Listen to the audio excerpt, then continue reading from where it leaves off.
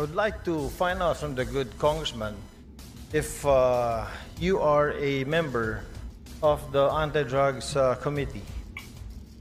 No, I am not, my distinguished colleague. I am not a member of any committee right now since I am part of the deputy majority group, Mr. Speaker. And if you are a what were you again, Mr. Speaker? Deputy Majority Floor Leader, Mr. Speaker. Deputy Majority Floor Leader. I am very sure, Mr. Speaker, that you know very well that the Committee on Anti-Drugs is very active on RA 9165. I am aware, Mr. Speaker. Oh, you are aware, Mr. Speaker. Thank you. If you are aware, Mr. Speaker, then what was the purpose of the privileged speech? I don't know if my distinguished colleague was present when I was mentioning an amendment on Section 21 of RA 9165, particularly exempting the media from being signatories in drug-related operations, particularly on confiscated items, Mr. Speaker. All right. Thank you, Mr. Speaker. The reason why I wanted to ask the good gentleman is because, you know, RA 9165 was passed already in the last Congress. And during this Congress, it has also been amended. And in Section 21 of RA 9165, I don't know if the good gentleman is aware, the Deputy Majority Floor Leader is aware that Section 21 has been taken up. Can you repeat that, Mr. Speaker? Tagalogin ko po. Aware po ba tayo na yung Section 21 po, ito po ay tinitake up po dun sa amendments natin sa RA 9165 in the committee. Kaya nga po, Mr. Speaker, kailangan natin balikan at bilis-bilisan po ang problema po natin sa Kongreso. Kaya po tayo napupulaan ng mga kababayan natin.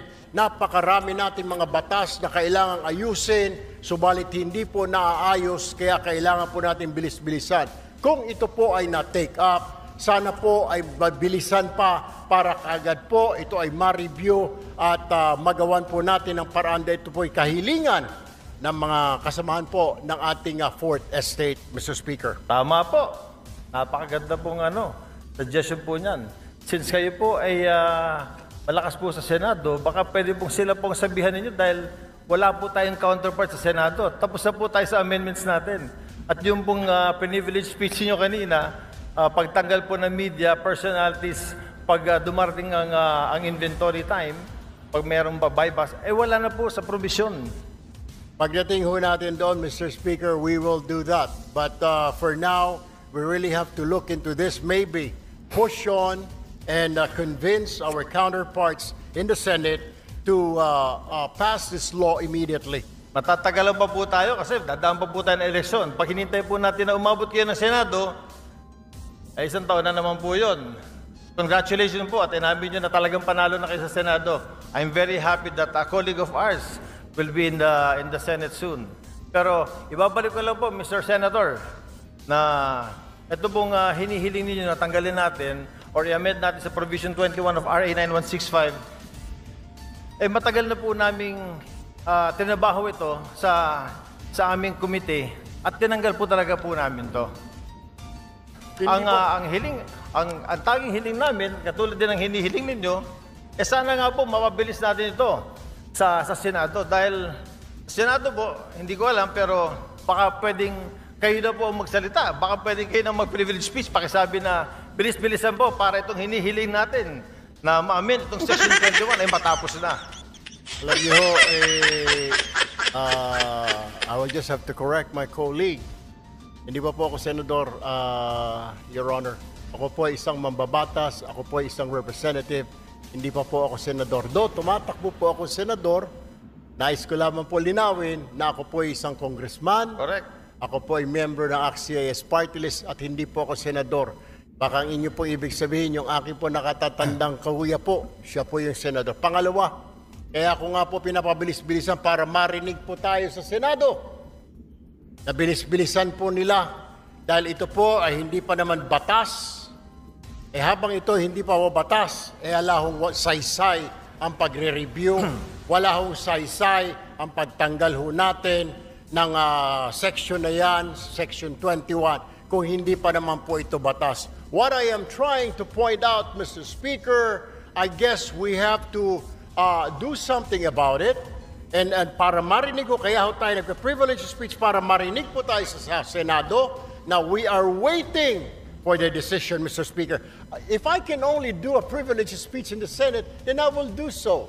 Unfortunately, I'm still here, a member of 19th Congress, Mr. Speaker. Salamat. Salamat, Mr. Congressman. Sinabi ko lang po yung sinabi niyo na gagawin niyo pagdating niyo po sa Senate. Inulit ko lang. But Mr. Congressman, we do something about it. We have done something about it. In the committee level, ito pong Section 21 na hinihiling ninyo ay wala na po. Alam niyo ho, Mr. Speaker, ito po ay nasa committee level. At tulad po ng sinasabi ko, kaya ko nga po I am pushing for it. Bilis-bilisan po natin. Marami po tayo mga batas na pending po ngayon. Hindi lang po itong 9165. Marami pong kailangang revisahin, reviewin. Ang kailangan lang po natin ay bilisan po dahil ang taong bayan ay nag-aantay po.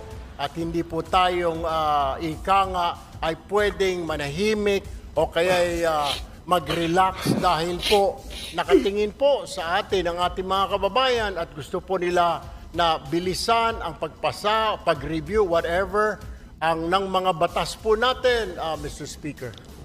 Therefore, Mr. Speaker, I think the correct manifestation should be, since the requested section is to be amended, and it has been replaced already, Mr. Speaker, is that the correct manifestation should be, we request that the Senate should fast-track this House version of RA 9165. That, I think, is the correct manifestation, Mr. Chair. I will take that, Mr. Speaker, but what I am saying is that the reason why I stood up today to remind not only our members here, but also our counterpart in the Senate, because I am sure they're also reviewing what we're doing here and watching us to fast-track. Kung meron man, kung nandyan na po sa kanilang mga kamay, na bilisan, because we cannot dictate them. We can only suggest, Mr. Speaker. We can only tell them and inform the public that we already did this. Tama po ang ating kasamahan na sinasabi niya pong ni-review na po yan, inalis na po yan, para malaman po ng taong bayan na wala na po yan, wala na sa kamay natin, yan po ay nasa kamay na ng Senado para bilis-bilisan po nila. And that is the purpose of my privileged speech this afternoon, Mr. Speaker, my dear colleague. Sir. Thank you, Mr. Speaker. I thought amending Section 21 was the main thrust of the privilege speech. I didn't know it was to fast-track the House version of 9165. But nevertheless, Mr. Chair, yun na rin po ang hinihiling natin. Since yung nire-request po ng colleague natin na tanggalin po sa Section 21, yung pagsama ng media kapag po nag-i-inventory sa mga bypass, sa mga nahuli na drugs, ay wala na po sa committee level. Wala na po, pumasa na po sa atin. Sana po, another privilege speech from our good colleague will tell the Senate, bilis-bilisan nyo naman, kasi binilisan na po namin. I wish I can, we will do that, Mr. Speaker, para makarating po itong ating mensahe sa kanila. Hindi naman natin pwede sila pong utusan, Mr. Speaker, kundi tayo lamang po ay pwede nating sabihin na nag-aantay po tayo kung naipasa na po natin dito sa Kongreso,